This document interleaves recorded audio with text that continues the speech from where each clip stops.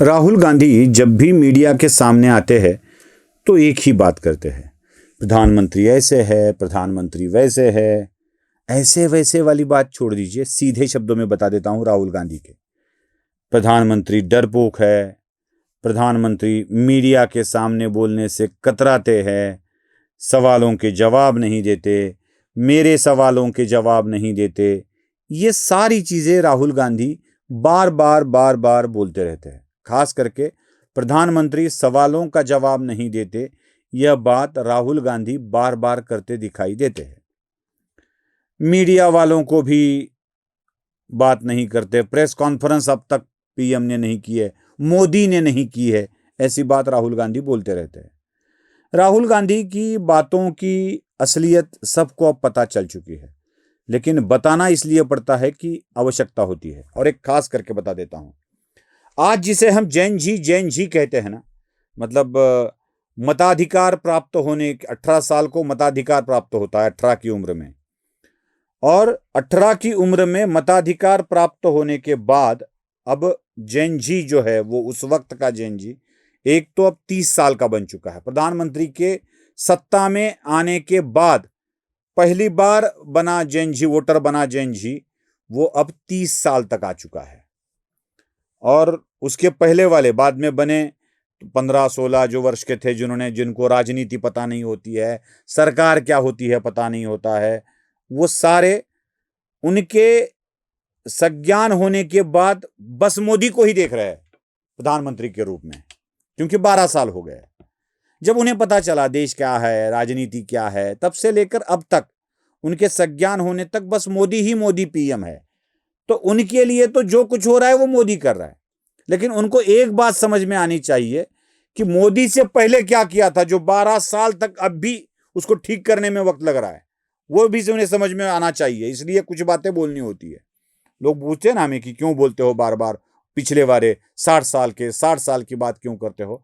तो 12-13 साल पहले ये जैन जी नहीं था, इसको पता ही नहीं था कि क्या हो रहा था, इस देश को कैसे चलाया जा रहा था, राहुल गांधी क्या चीज है, राहुल गांधी की सत्ता ने क्या किया था, ये इनको पता ही नहीं है। इनको बस पता है 12 साल के मोदी जो राज चला रहे, सरकार वो मोदी को ही मानते हैं, समझते हैं, और हर चीज के लिए मोदी को वो विश्वास दिलाते। उनका मन में होता है कि ये कुछ हो रहा है मोदी की वजह से हो रहा है। तो पहला जो कुछ हो रहा था वो बताना इसलिए आवश्यक बन जाता है। और ये भी होता है ना कभी कभी कि क्या बुरा था ये बताकर ही क्या अच्छा हो सकता है ये बताया जा सकता है। इसलिए बार बार गांधी परिवार के बारे में बोलना पड़ता है। तो ये राहुल गांधी बार बार मोदी डरपोक है, मोदी ऐसे है, मोदी वैसे है, ये बात करते रहते हैं ना। तो राहुल गांधी को ये भी बता देना चाहिए कि एक बार मनमोहन सिंह ने मीडिया से बात करते हुए एक शेर कहा था, हजारों जवाबों से अच्छी है मेरी खामोशी, न जाने कितने सवालों की आबरू बच जाएगी। मनमोहन सिंह जी को तो मनमोहन सिंह जी कहा जाता था। वो मौन रहते थे, बोलते ही नहीं थे। ऐसा तो ये मोदी के संदर्भ में नहीं है ना। तो मोदी डरपोक है, मोदी कायर है, मोदी चोर है, मोदी नाम के सब चोर होते हैं, मोदी नीच किस्म का आदमी है, मोदी मौत का सौदागर है, सब कुछ कह दिया, सब कुछ कह दिया, एक भी चीज बाकी नहीं बची। लेकिन राहुल गांधी किस तरह की बातें करते हैं, क्या उसी तरह से वो अपने आप को चलाते हैं, दिखाते हैं? राहुल गांधी झूठ आरोप कर कर निकल जाते हैं। सवाल भी ऐसे पूछते हैं जैसे बच्चे पूछते हैं, आप बाहर गए थे, चॉकलेट क्यों नहीं लाए? क्यों नहीं लाए चॉकलेट? आप अच्छे पापा नहीं हो।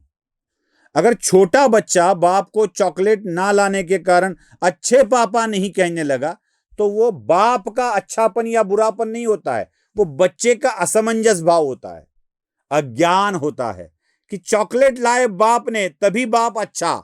लेकिन जीने के लिए हर एक कोशिश वो कर रहा है, आप अच्छे रहो इसलिए कोशिश कर रहा है, हर एक सुविधा वो दे रहा है, उसका कोई नहीं।